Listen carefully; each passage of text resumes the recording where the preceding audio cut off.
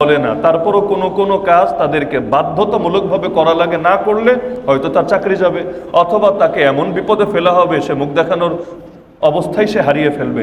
এমন কোনো ক্ষেত্রে কেউ যদি কোনো কাজ করে যেটা তার আদর্শ না, তার অপারগতা, আদর্শ না অপারগতা, তাহলে এটাকে কেন্দ্র করে তাকে কাফেরদের পাল্লায় নিয়ে উঠায় দেওয়া অথবা পাপিষ্ঠদের পাল্লায় নিয়ে উঠায় দেওয়া, এটা কখনোই যুক্তির দাবি হতে পারে না। এই পার্থক্যটা মাথায় রাখা দরকার। অনেক সময় আমরা ইনসাফ করতে পারি না, নিজের বেলায় পারি, আরেকজনের বেলায় পারি না।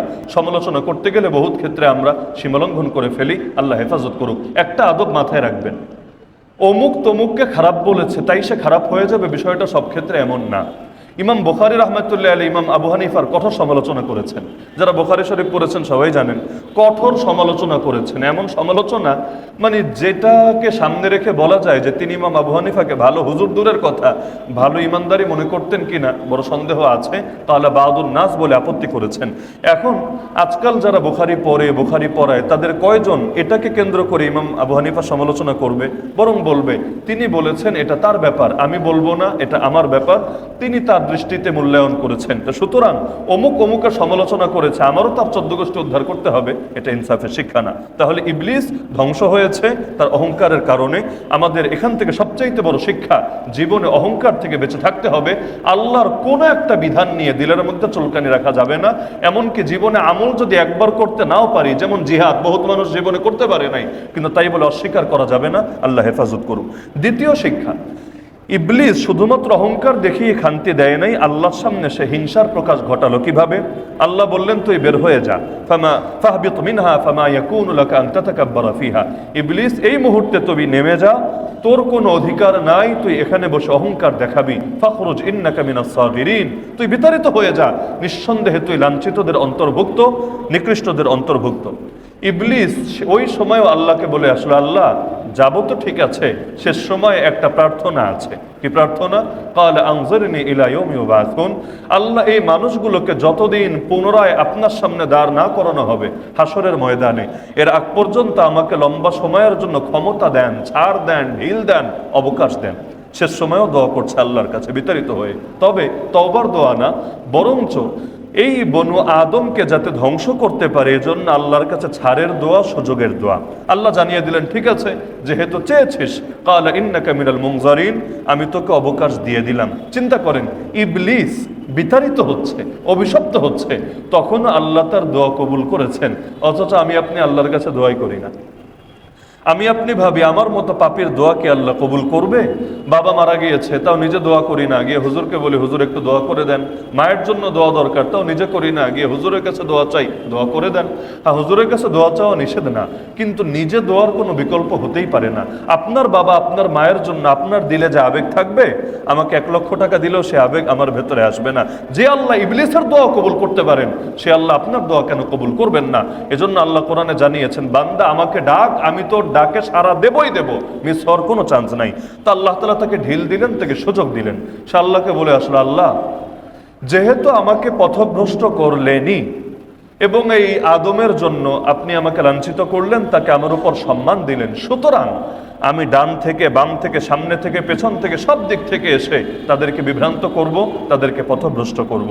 আল্লাহর সামনে সে ডাইরেক্ট স্পষ্টভাবে বলল। আল্লাহ তাআলাও তাকে স্পষ্টভাবে জানিয়ে দিলেন, শোন, তুই বহুত কিছু করার কথা বলছিস, সন্দেহ নাই, কিন্তু আমি তোকে ছাড় দিয়েছি। তবে আমার খাঁটি বান্দা যারা, তার উপরে তোর কোনো রাজত্ব চলবে না, তোর কোনো ক্ষমতা চলবে না। এজন্য যারা জীবনের সব ক্ষেত্রে আল্লাহর কাছে সাহায্য চায়, ইবলিস তাদের কোনোই ক্ষতি করতে পারে না। এজন্য বাথরুমে যাওয়ার সময়ও আল্লাহর কাছে শয়তান থেকে সাহায্য চেয়ে যেতে হয়। আল্লাহুম্মা ইন্নী আউযু বিকা মিনাল খুবুসি ওয়াল খাবাইথ। সহবাস করার আগেও আল্লাহর কাছে শয়তান থেকে সাহায্য চাইতে হয়। আল্লাহুম্মা জান্নিবনাশ শাইতানা জান্নিবিশ শাইতানা মা রাযাকতানা। এভাবে দেখবেন বিতাড়িত শয়তান থেকে আশ্রয় প্রার্থনাকে আমাদের অনেক ক্ষেত্রেই ইবাদতের অংশ বানানো হয়েছে। এই যে কোরআন তেলাওয়াত করি, শুরুতে কি বলি? আউযু বিল্লাহি মিনাশ শাইতানির রাজিম। বিতাড়িত শয়তান থেকে আশ্রয় চাচ্ছি আল্লাহর কাছে, কারণ আমি যখন আল্লাহর কাছে আশ্রয় চাবো, শয়তানের কোনো প্রভাব থাকবে না ইনশাআল্লাহ আমার উপরে। তাহলে শয়তান আল্লাহকে বলে আসলে আমাদেরকে বিভ্রান্ত করবে। এই যে হিংসা, আদম আলাইহিস সালামের সঙ্গে বুঝলাম তার ঝামেলা হয়েছে, যদি আদম আলাইহিস সালামের জন্য হয় নাই, ওর নিজের জন্য হয়েছে। ওর কুকর্মের কারণে ধ্বংস হয়েছে, আদম নবীর জন্য ধ্বংস হয় নাই। কিন্তু তাও মানলাম জিদ যদি থাকে সর্বোচ্চ আদম আলাইহিস সালামের উপরে থাকবে, কিন্তু আমার উপর কেন, আপনার উপরে কেন? আমরা আর বারাভাতে কবে ছাই ডাললাম? আমরা আর কি ক্ষতিটা করলাম? কিন্তু ইবলিস আল্লাহকে জানিয়ে আসলো গোটা আদম সন্তানকেই সে ধ্বংস করে ছাড়বে। হিংসা এমন একটা নিকৃষ্ট পাপ যেটা মানুষকে হেদায়েত থেকে চিরবিতাড়িত করে ছাড়ে এবং দিলের মধ্যে মোহর ফেলে দেয়। আসমানের প্রথম পাপ হিংসা, জমিনের প্রথম পাপ হিংসা। আসমান ইবলিসের আগে কেউ পাপ করে নাই, জমিনে মানবজাতির ভেতরে কাবিলের আগে কেউ পাপ করে নাই। কাবিল হাবিলকে খুন করেছে হিংসার কারণে, ইবলিস আদম আলাইহিস সালামের সাথে বেয়াদবি করেছে হিংসার কারণে। এজন্য এই রমাদানুল মুবারকে শিক্ষাটা গ্রহণ করেন, ইনশাআল্লাহ জীবনের সব ক্ষেত্রে মুমিনদের প্রতি আমাদের দিলে কোনো হিংসা, কোনো সংকীর্ণতা যাতে না থাকে। যাদেরকে অন্তরের সংকীর্ণতা থেকে রক্ষা করা হয়, আল্লাহ বলেন ফাউলাইকা হুমুল মুফলিহুন, একমাত্র তারাই কামিয়াব, তারাই সফলকাম। ইবলিস ধ্বংস হওয়ার পর কি করলো? আল্লাহ সূরা আরাফে জানিয়ে দিলেন, প্রথম যেই কাজটা সে করলো, মানুষের ভেতর নগ্নতা ছড়াতে চাইল। আল্লাহ তাআলা কোরআনের মধ্যে বলছেন যে ইবলিস সেই সময় চেষ্টা করলো যে সে কিভাবে আদম আলাইহিস সালাম এবং তার স্ত্রীকে সে বিবস্ত্র করতে পারে। এজন্য তাদের কাছে কল্যাণকামী সেজে গেল। সে গিয়ে বলল, দেখো তোমাদেরকে আল্লাহ যে গাছের ফল খেতে নিষেধ করেছেন, কেন জানো? ইন্নী লাকুম আলা মিনান নাসিহিন, আমি তোমাদের কল্যাণকামী হিসাবে বলছি। আল্লাহ নিষেধ করেছেন মূলত এ কারণে, তোমরা যদি এটা খেয়েই ফেলো, ইল্লা আন তাকুনা মালাকাইনি আও তাকুনা মিনাল খালিদিন, তোমরা ফেরেশতা হয়ে যাবা, মানুষ আর থাকবা না। তো ফেরেশতা হলে তো লাভ, অথবা তোমরা চিরকাল জান্নাতে থাকবা, আর কোনোদিন বের হওয়া লাগবে না। তা আল্লাহ না করেছে কেন জানো? যাতে তোমরা ফেরেশতাও না হও, তোমরা জান্নাতে চিরস্থায়ী না হও, তোমরা যাতে আবার দুনিয়াতে ফিরে যাও, এজন্য আল্লাহ না করেছে। তা আমি তোমাদের কল্যাণ চাচ্ছি, ভালো চাচ্ছি, তোমরা একবার খাও, দেখবা বিরাট লাভ হয়ে যাবে। নেক্সট সুরতে ধোকা, আমাদের সমাজও নেক্সট সুরতে ধোকা দেয় না? কত ভাবে ধোকা দেয়, পদে পদে ধোকা দেয়। আজকাল তো ইসলামের নামেও যত অনইসলামিক ভার্সন ছড়িয়েছে, সবগুলো তো নেক ব্যানার দিয়ে, নেক সুরাত দিয়ে। বেদাতকে বেদাত বলে খাওয়ালে কে খাবে? কিন্তু বেদাতকে সুন্নত বলে যদি দেখানো হয়, মানুষ তো নেক আমল মনে করে এটা করতে থাকে। তো ইবলিস যখন এই কাজটা করলো, প্রথম ফলাফল যেটা হলো, তারা নিষিদ্ধ ফল খেলেন। আল্লাহ তাআলা জানিয়ে দিলেন তাদের গা থেকে জান্নাতি পোশাক খুলে গেল, জান্নাতি পোশাক। এবং আল্লাহ জানিয়ে দিয়েছেন যে ইবলিস চাচ্ছিলই, ফাওয়াসওয়াসা লাহুমা শাইতান লিয়ুবদিয়া লাহুমা মা উরিয়া আনহুমা মিন সাওআতিহিমা, ইবলিস তাদেরকে কুমন্ত্রণা দিলই এ কারণে যাতে করে তাদের লজ্জাস্থানকে সে প্রকাশ করে ফেলতে পারে এবং তাদের গা থেকে পোশাক সরিয়ে নিতে পারে। আজকের দুনিয়ায় চিন্তা করেন, আজকের দুনিয়ায় যুবক যুবতীদের চরিত্র নষ্ট করছে না এই পোশাকের ক্ষেত্রে ইবলিস কিভাবে নগ্নতা, বিবস্ত্রতা ছড়িয়ে দিচ্ছে। নবীজি জানিয়েছিলেন কিয়ামতের আগে এমন সময় আসবে, মানুষ পোশাক পরেও উলঙ্গ থাকবে, পোশাক পরেও উলঙ্গ, কাসিয়াতিন আরিয়াত মুমিলাতিন মাইলাত। বলবেন কিভাবে সম্ভব? আজকের দুনিয়া দেখলে আপনি বুঝবেন, হ্যাঁ এজন্য এভাবে সম্ভব।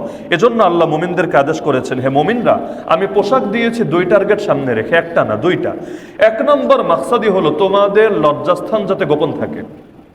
পুরুষের লজ্জাস্থান কতটুকু, নারীর লজ্জাস্থান কতটুকু, এটা আপনাদের কম বেশি জানা আছে সকলের।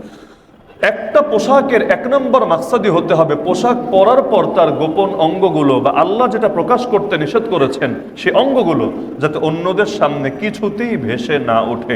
পুরুষের জন্য জরুরি, নারীদের জন্য আরো বেশি জরুরি। দুই নম্বর মাকসাদ আল্লাহ বলেছেন ওয়ারিশা, যাতে করে এটা তোমাদের সৌন্দর্যও বাড়ায়। আজকাল সৌন্দর্যের জন্য পোশাক সবাই পরে, কিন্তু আল্লাহ বলেছেন সৌন্দর্য দুই নম্বরে, তোমার লজ্জাস্থান পুরোপুরি ঢাকছে কিনা, তোমার সতর পুরোপুরি আবৃত হচ্ছে কিনা, এটা এক নম্বরে। ওয়ালিবাসুত তাকওয়া যালিকা খাইর, আল্লাহ বলে দিলেন তাকওয়ার পোশাকটাই উত্তম, যে পোশাকের মধ্যেও তাকওয়া থাকে। আপনি বলবেন তাকওয়া না দিলে থাকে, তাকওয়া কি আবার পোশাকে থাকে? হ্যাঁ, মূল তাকওয়া দিলেই থাকে, কিন্তু পোশাক সহায়ক হয় দিল রক্ষার ক্ষেত্রে। বলবেন কিভাবে? জাস্ট একদিন অভিজ্ঞতার জন্য আপনি আমার মতো জামা গায়ে দেন, জামা গায়ে দিয়ে সারাটা দিন কাটিয়ে দেন, বাজারে যান, অফিসে যান, সব এই জামা পরে করেন, মাথায় আপনার টুপি বা ধরলাম পাগড়ি, গায়ের মধ্যে লম্বা জামা, আপনি দেখবেন আপনার পোশাকই আপনাকে অনেক পাপ থেকে বিরত রাখতে সহায়যোগী হবে। কিভাবে? আপনার বিবেক বাধা দিবে, হায় রে এই পোশাক পরে এই পাপ কিভাবে করবো, ছি মানুষ কি বলবে, এই পোশাকের ইজ্জত থাকবে, লোক সমাজে মুখ দেখাবো কিভাবে। এই পোশাকের মধ্যে আলহামদুলিল্লাহ শক্তি আছে। এই পোশাক গায়ে দিয়ে সিনেমা হলে যেতে পারবে, এই পোশাক গায়ে দিয়ে রাস্তার পাশে দাঁড়িয়ে যার সাথে মনে চায় তার সাথে যেভাবে ইচ্ছা সেভাবে চলাফেরা করতে পারবে? পারবে না। পোশাকের মধ্যে শক্তি আছে, এজন্য আল্লাহ বলেছেন তাকওয়ার পোশাককে গ্রহণ করে নিতে। আল্লাহ তাআলা আমাদেরকেও তাকওয়ার পোশাক গ্রহণ করার তৌফিক দান করুন। আল্লাহ তাআলা সূরা আরাফের মধ্যে আরো বিশেষ আদেশ দিচ্ছেন যে নামাজ যখন পড়বা, প্রত্যেক নামাজের সময় সৌন্দর্যের উপকরণ গ্রহণ করবা। খুযু যিনাতাকুম ইনদা কুল্লি মসজিদ, সৌন্দর্যের উপকরণ মানে কি? এখান থেকে মুফাসসিরিনে কেরাম ব্যাখ্যা করেছেন, যেই কাপড় পরে কোনো ভদ্র মানুষের সামনে যাওয়া যায়, কোনো ভালো অনুষ্ঠানে অ্যাটেন্ড করা যায়, নামাজে আসার সময় ওই কাপড় পরে আসাটাই ইসলামের শিক্ষা এবং আয়াতের শিক্ষা। আমরা নামাজ পড়ি কোন কাপড়ে? কখনো এমনও হয় যে আমরা এমন কাপড়ে নামাজ পড়ছি যে আমাকে যদি এখন চেয়ারম্যান ডাকে, কমিশনার ডাকে, এমপি ডাকে, এ কাপড় পরে যেতে পারবো না। এটা আমার বিবেকে বাঁধবে। কাপড়ের তো বহুত ভার্সন আছে। আমরা ঘরের মধ্যে এক ধরনের কাপড় পরি, বাইরে গেলে এক ধরনের কাপড় পরি। আমার নামাজের সাথেও কাপড়ের সম্পর্ক আছে। ঘরে স্যান্ডো গেঞ্জি গায়ে দিয়েছিলেন, নামাজও স্যান্ডো গেঞ্জি গায়ে দিয়ে এসে লুঙ্গি একটা পরে এসে নামাজ শুরু করে দিলেন। হ্যাঁ, এটা হারাম হবে না এবং এর দ্বারা নামাজ নষ্ট হয়েছে এই ফতোয়া কেউ দিবে না, কিন্তু আয়াতের শিক্ষার বিপরীত হবে এবং আল্লাহ যে পরামর্শ দিয়েছেন এর ব্যতিক্রম হবে। এজন্য চেষ্টা করবেন মসজিদে যখন আসবেন উত্তম পোশাকে আসতে, সৌন্দর্য প্রকাশ পায় এমন পোশাকে আসতে। এরপর আল্লাহ আদেশ করে দিলেন, তোমরা খাও, তোমরা পান করো, তবে অপচয় করো না। তোমরা খাও, তোমরা পান করো, তবে অপচয় করো না। নিঃসন্দেহে অপচয়কারীদেরকে আল্লাহ তাআলা ভালোবাসেন না। অপচয় দুই রকম হয়, একটাকে আরবিতে বলে তাবযীর আর একটাকে বলে ইসরাফ। তাবযীরকে আমরা সহজ বাংলায় বলতে পারি অপব্যয়। অপচয় না, অপব্যয়। অপব্যয় মানে কি?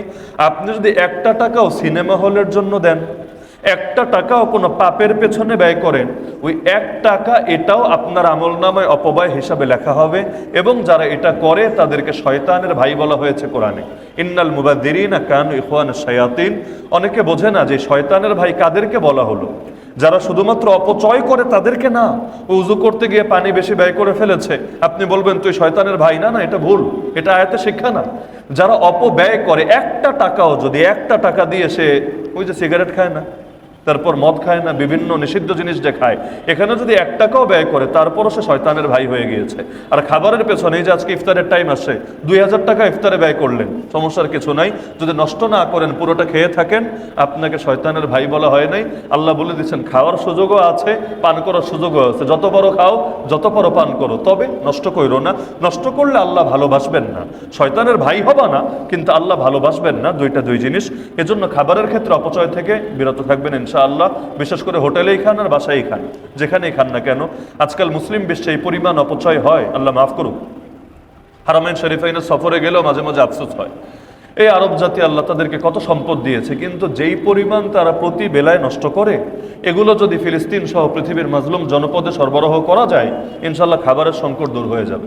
আল্লাহ আমাদেরকে অপচয় থেকে বিরত থাকার তৌফিক দান করুন। আল্লাহ রাব্বুল আলামিন সূরা আরাফের মধ্যে বিভিন্ন নবীর ইতিহাস তুলে ধরেছেন। কমন চিত্র, নবীদের নাম ভিন্ন, সময় ভিন্ন, সমাজ ভিন্ন, কিন্তু চিত্রটা কমন। আল্লাহ তাআলা নূহ আলাইহিস সালাম, হুদ আলাইহিস সালাম, শুআয়ব আলাইহিস সালাম, সালেহ আলাইহিস সালাম, মুসা আলাইহিস সালাম, পরপর সমস্ত নবীদের নাম আনলেন। সমস্ত নবীর একই দাওয়াত দিল। দাওয়াতের মূল কথা দুইটা। এক হলো উবুদুল্লাহ, আল্লাহর ইবাদত করো। ইবাদত একমাত্র আল্লাহর জন্য হবে। ইবাদত সেটা যে ইবাদতই হোক। নামাজ একমাত্র কার জন্য হবে?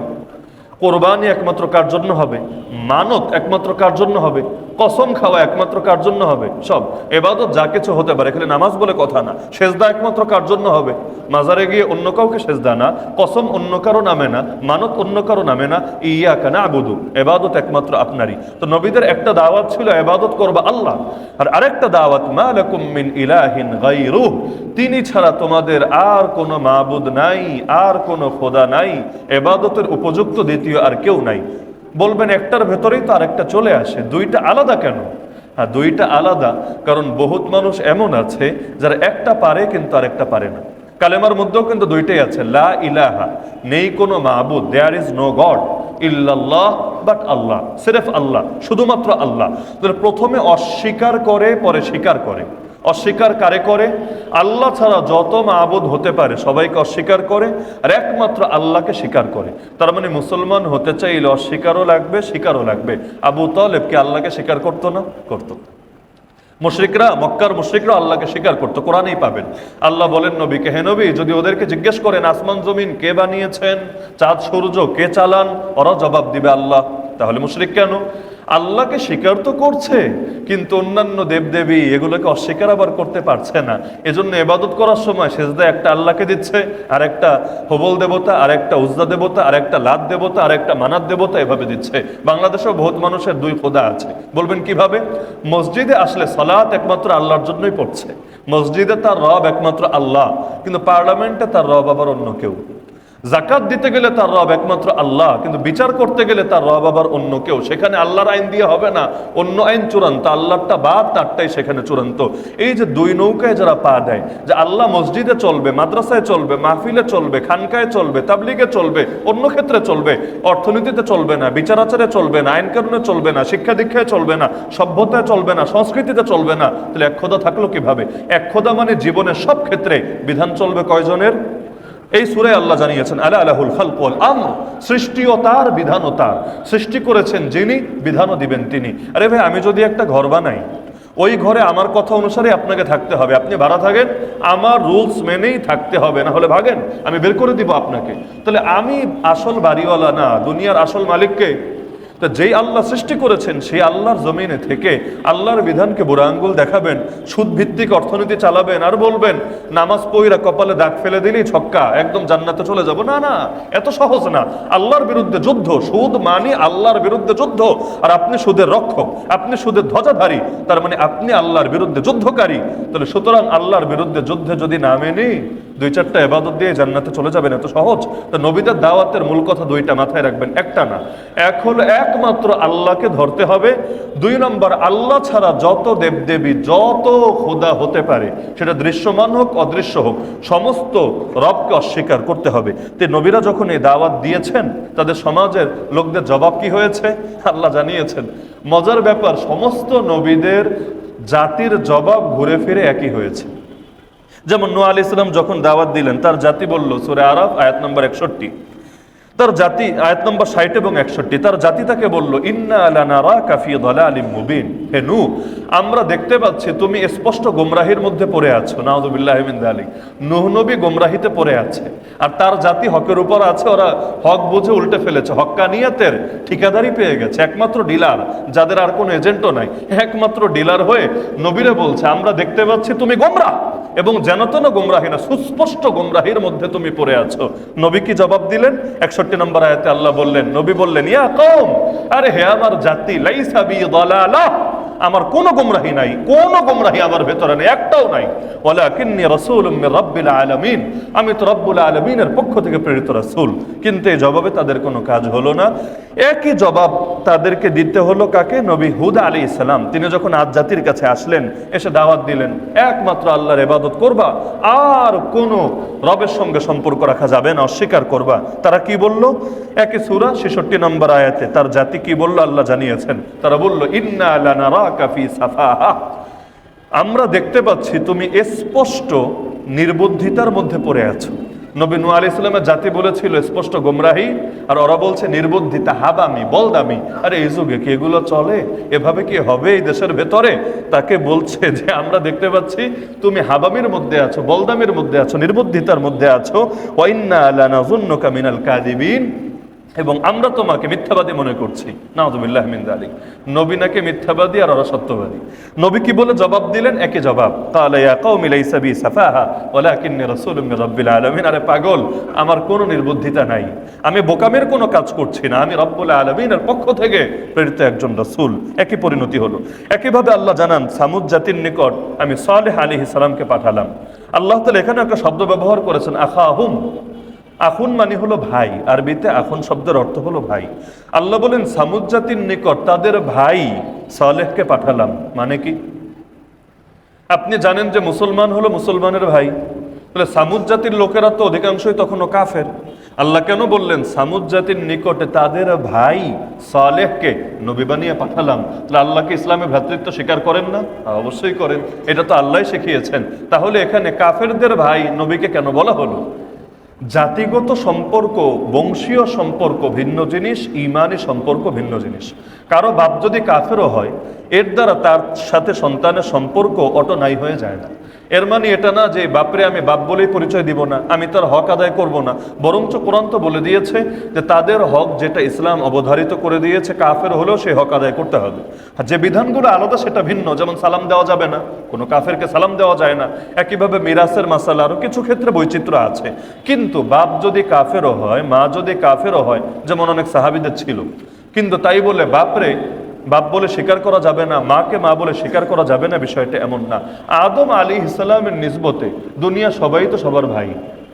কারণ সকলের আদি পিতাকে আব্বা আদম আলাইহিস সালাম, একইভাবে নূহ আলাইহিস সালাম আমাদের পিতা। কারণ ওই যে জলোচ্ছ্বাস যখন আসলো সবাই তো মরে গেল, এরপর দুনিয়াতে যারা এসেছিল ওই তার পুত্রদের মাধ্যমেই বংশবিস্তার লাভ করেছিল। তাহলে নবীর বিবেচনায় দেখলে সবাই তো সবার ভাই। এখন একজন কাফেরের গা যদি কাটে, তার গা থেকেও যে রঙের রক্ত বের হবে, আমার গা যদি কাটা হয় আমার গা থেকেও এই রঙের রক্ত বের হবে। এজন্যই এই বংশীয় বা সামাজিক বা জাতীয় ভ্রাতৃত্বের দাবিতেই আমাদের জন্য করণীয় হলো তারাও যাতে জাহান্নাম থেকে মুক্তি পেয়ে যায়, তারাও যাতে আল্লাহকে চিনতে পারে, দুনিয়া এবং আখিরাতে সফল হতে পারে, এর জন্য চেষ্টা করতে থাকা। এজন্য এক ইহুদি কিশোর মরে মরে অবস্থা, মুমূর্ষু অবস্থায় নবীজি তাকে গিয়ে বললেন, তুমি কালেমা পড়ো, লা ইলাহা ইল্লাল্লাহ মুহাম্মাদুর রাসূলুল্লাহ। আচ্ছা, ও কালেমা না পড়লে নবীর কি সমস্যা? ইহুদি বংশের ইহুদি ছেলে মরছে, ও কালেমা না পড়লে নবীর কি সমস্যা? ওই মরার আগেও নবী গিয়ে তাকে বোঝাচ্ছেন তুমি কালেমাটা পড়ে নাও। এখন একবার তাকায় নবীর দিকে, একবার বাপের দিকে, আবার নবীর দিকে, আবার বাপের দিকে। তার বাবা তার মনের অবস্থা বুঝে ফেললো, বলল আতি আবাল কাসিম, তুমি কাসেমের পিতার কথাই অনুসরণ করো। নবীর এক পুত্রের নাম ছিল কাসেম, এজন্য বলা হতো আবুল কাসেম, কাসেমের আব্বা। আমরা অনেক সময় ডাকি না সন্তানের নাম ধরে, কাসেমের বাবা, মানে তোমরা মুহাম্মাদের কথারই অনুসরণ করো। ছেলে সঙ্গে সঙ্গে পড়লো লা ইলাহা ইল্লাল্লাহ মুহাম্মাদুর রাসূলুল্লাহ। কিছুক্ষণ পরে মারা গেল। নবীজি বললেন তার জন্য জান্নাত অবধারিত হয়ে গেল। কত বড় সৌভাগ্যের কথা! এজন্য আমরা শুধুমাত্র মুসলমানদেরকে নিয়ে ভাবলে হবে না। আল্লাহ কোরআনে বলেছেন তোমরা শ্রেষ্ঠ জাতি, তোমাদেরকে বের করা হয়েছে সমস্ত মানুষের জন্য, সমস্ত ইমানদার না, সমস্ত মানুষের জন্য। সুতরাং যতদিন পর্যন্ত একজন মানুষ জাহান্নামের দিকে চলতে থাকবে, ততদিন পর্যন্ত আমার নীতি নৈতিকতা না, শুধু আমার ইমানের দাবি হবে আমি চেষ্টা করব তাকে এখান থেকে ফিরিয়ে আনতে, তাকে রবের পথ দেখাতে। যার ইমান নাই তাকে ইমানের দাওয়াত দিতে, যার আমল নাই তাকে আমলের দাওয়াত দিতে, যার চরিত্রের সমস্যা তাকে চরিত্রের দাওয়াত দিতে, যার যেখানে ত্রুটি তাকে সেটা বোঝাতে। আল্লাহ রাব্বুল আলামিন সবাইকে তৌফিক দান করুন। তো তিনি যখন দাওয়াত দিলেন, তার জাতিরও একই জবাব আসলো। এরপর গিয়ে আল্লাহ তাআলা নবী লূত আলাইহিস সালামের কথা জানালেন। তার জাতি সমকামিতা করতে সকলেই জানেন, যদিও এখনের চাইতে ভালো ছিল। দুই কারণে। এক নম্বরে তখন শুধু পুরুষে পুরুষে সমকামিতা হতো, নারীতে নারীতে হতো না। অথচ এখনের দুনিয়ায় দুইটাই চলে। একইভাবে তখন সমকামিতা হতো, কিন্তু এর পক্ষে আইন হয় নাই। আইন না, এটাকে আইনে বৈধতা দেওয়া হয় নাই। অথচ এখন পৃথিবীর বহু রাষ্ট্রে আইনি বৈধতা দেওয়া হয়েছে। এর বিরুদ্ধে প্রতিবাদ করলে আপনাকে জেলে ভরবে। এমনকি বাংলাদেশেও এটাকে আইনি পর্যায়ে নেওয়ার জন্য বহু আগ থেকেই ষড়যন্ত্র শুরু হয়েছিল।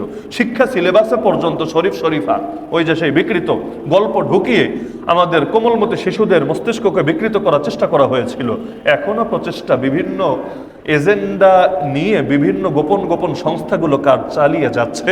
যেই পাপের কারণে অতীতে পুরো জাতি ধ্বংস হয়ে গিয়েছে, ওই পাপের পুনরাবৃত্তি কোনোভাবেই হতে দেওয়া যাবে না এদেশে, না হলে আমাদের উপর আল্লাহর গজব অবধারিত হয়ে যাবে। তো তিনি তার জাতিকে বললেন তোমরা এগুলো ছাড়ো, আল্লাহ তাআলা তোমাদেরকে যা নিষেধ করেছেন সেটা পরিহার করো। তার জাতি জবাব দিল আখরিজুহুম মিন কারিয়াতিকুম, সূরা আরাফ আয়াত নম্বর 82। তারা একজন আর একজনকে বলল এই নবীকে আর ওর অনুসারীদেরকে ঘাড় ধাক্কা দিয়ে এলাকা থেকে বের করে দাও, এলাকায় থাকতে দিও না। অপরাধ কি? ইন্নাহুম উনাসুন ইয়াতাতাহারুন। আগে বড় হাসি আসতো, এখন কান্না আসে অপরাধের কথাটা বললে।